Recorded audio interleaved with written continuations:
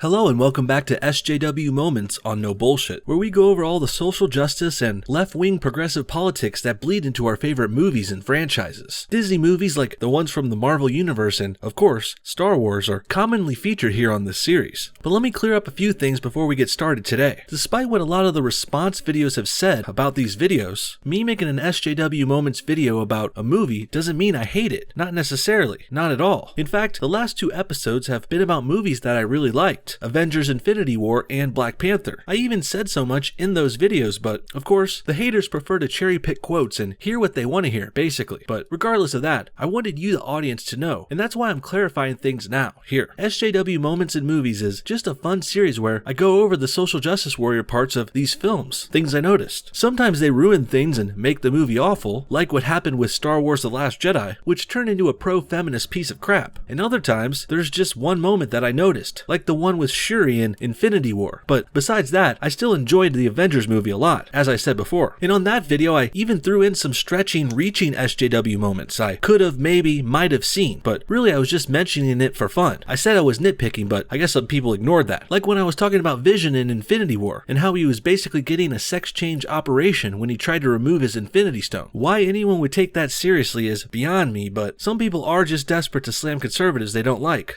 me. And they're desperate to defend Marvel, Disney, and social justice warriors and their progressive politics too. Either way, that's how things work on this show, so you know. And knowing is half the battle. Now, with all that said, let's get to today's subject, Solo, a Star Wars story. As I said in my hot take review of the video from a few days ago, I was happily surprised to find that I actually liked Solo quite a bit. It's not a perfect movie by any means, but it is a fun action-adventure romp, which I think a lot of fans will enjoy. With that said though, there were a few head-turner SJW moments in there, a few groaner lines, mostly coming from one character, Lando's droid co-pilot L3, who's basically an SJD, a social justice droid. She's a feminist, pro-robot rights activist type character that gets real annoying real quick. But admittedly, she's also good for a few laughs too. So between that and the fact that she's not in the movie too much, L3 doesn't ruin the whole film or anything. But she is worth going over because, goddamn, her social justice politics were embarrassingly heavy-handed in this picture. Spoiler warning now. We're gonna go over mild spoilers ahead as we get into the details of these moments in the movie, so watch out if you're still waiting to see the movie and you care about that sort of thing. Good? Okay, let's get started. First, we are introduced to L3 in a dark, underground casino-like place, where Han meets Lando. Lando decides to join their crew, which will be using his ship, the Millennium Falcon, the Legend. Before they take off, though, Lando goes to get his droid co-pilot, L3, who's currently yelling and screaming at a robot fight that people are betting on. Two droids are in a cage fighting, kinda like that old Comedy Central show, BattleBots. And now that I think of it, Disney might even be hinting at BattleBots here themselves, actually, since their network ABC revived the series in 2015 and 2016. Just a few years ago. Regardless of that connection though, L3 is angrily yelling at the robot fight, trying to defend and free the droids apparently. She even goes so far as to say, "Droid rights, we are sentient." And this begins L3's running gag of defending robots like they were slaves. Slaves to their human or alien owners or whatever. And this starkly contrasts the usual presentation of droids, who are usually set up in this respectable master-servant relationship with their masters. This is how the robots have been in Star Wars since forever, but Solo opts to almost rewrite things in order to make some points about social justice in the modern era. And I'm almost certain the terrible and evil Empress and Star Wars producer Kathleen Kennedy had her hand in this character somehow. That or L3 was a character written by Solo's original directors, Lord and Miller, as a joke. She almost seems that way at times too. That's why I said I laughed at her a lot. Sometimes they were jokes meant to be laughed at, and other times I thought she was so ridiculous it made me chuckle. L3 trying to be this SJW robot is pretty comedic at times. It's unintentionally funny, but also, to be fair, she's also intentionally